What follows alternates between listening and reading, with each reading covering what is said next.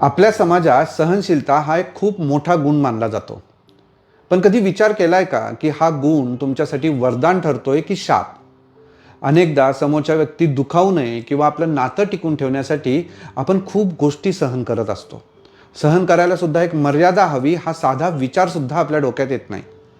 चला तर मग आज मानसशास्त्रीय दृष्टिकोनातून आपण समजून घेऊया की सहन तरी किती करावं आणि सहन करणं कुठं थांबवावं.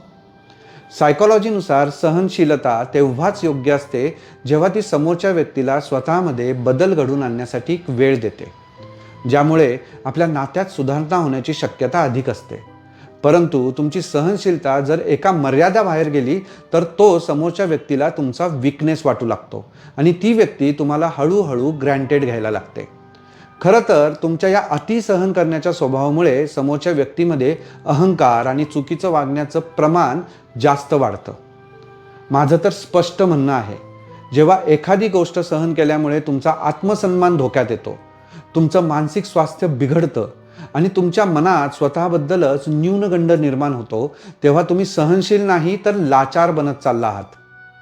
लक्षात घ्या, नात्यात ॲडजस्टमेंट हवेत, कॉम्प्रोमाइजेस नाहीत. आणि हो, या दोन्हींमधला नेमका फरक सांगणारा माझा आधीचा व्हिडिओ तुम्ही नक्कीच पाहिला असेल. सर्वात महत्त्वाचं, आपण सहन करण्याची मर्यादा ओलांडली तर नाही आहे ना, हे ओळखण्यासाठी आपण स्वतःलाच पुढील काही प्रश्न विचारून आत्मपरीक्षण केलं पाहिजे. जसं, सध्या मी जी गोष्ट सहन करतोय त्याने समोरच्या व्यक्तीच्या वागण्यात खरोखरच काही सकारात्मक बदल होतोय का? सतत सहन केल्यामुळे माझं स्वतःचं मानसिक स्वास्थ्य आणि माझी मनःशांती मी गमावतोय का?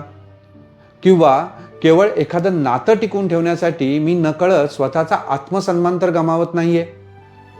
आपण अनेकदा नाती जपण्याच्या भरात इतकं वाहत जातो की समोरच्याला सांभाळता सांभाळता स्वतःचा सेल्फ इस्टीम कधी गमावून बसलो हे सुद्धा आपल्याला कळत नाही. मला मनापासून याचं उत्तर द्या. ज्या नात्याला टिकून ठेवण्यासाठी तुम्हाला रोज स्वतःच्याच भावनांचा सतत बळी द्यावा लागतो, ते नातं तुम्हाला कधी आनंद देऊ शकतं का? मला वाटतं, जेव्हा आपण एखाद्या नात्यामध्ये स्वतःचा आदर जपत कोणतेही कॉम्प्रोमाइजेस न करता हेल्दी बाउंड्रीज आखायला शिकतो, तेव्हाच त्या नात्यामध्ये सुधारणा होण्याची शक्यता जास्त असते.